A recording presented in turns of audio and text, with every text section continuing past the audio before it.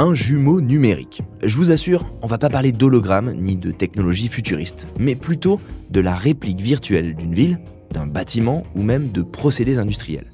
L'objectif, à partir de données issues du monde réel, réaliser tout un tas de calculs et de tests sur le modèle virtuel.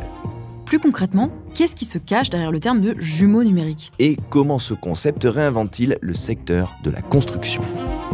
Je suis Alice. Et moi David, et ensemble, nous décryptons ces nouveaux termes qui renferment bien plus que leur sémantique. Constructing New Worlds par Saint-Gobain, derrière les mots, des solutions et innovations pour un futur plus durable.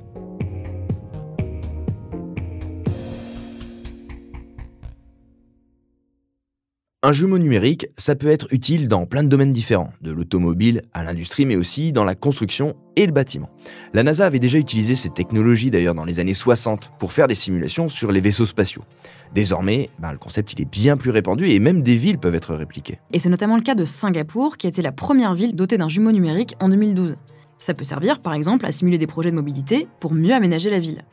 Un jumeau numérique de Rennes permet, notamment, d'optimiser l'implantation de panneaux solaires sur les toits ou la circulation en ville.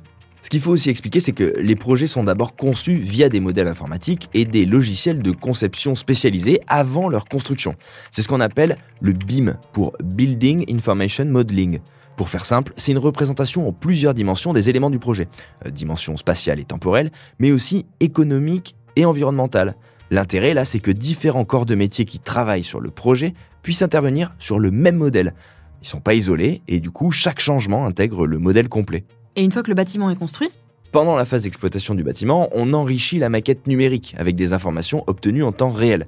Ça fonctionne avec un ensemble de capteurs qui recueillent un certain nombre d'informations.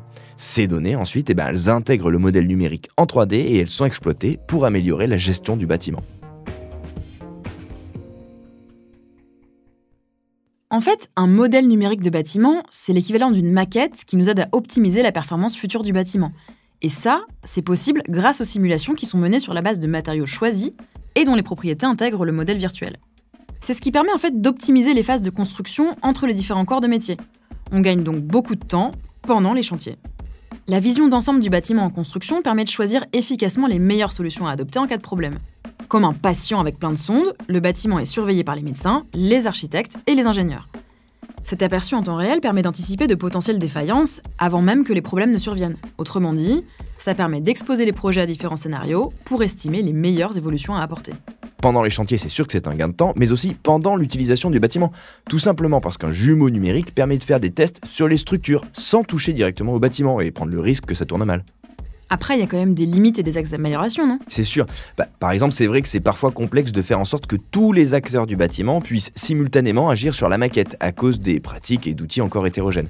En plus, il y a encore pas mal de développements technologiques à intégrer, comme la diversification des capteurs, les drones, la robotique ou l'intelligence artificielle.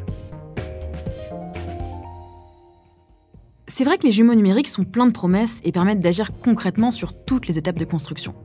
Mais ils permettent surtout de gagner du temps et de ne pas prendre trop de risques sur le chantier.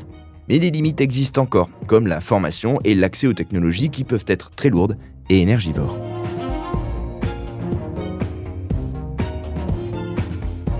Constructing New Worlds par Saint-Gobain. Derrière les mots, des solutions et innovations pour un futur plus durable.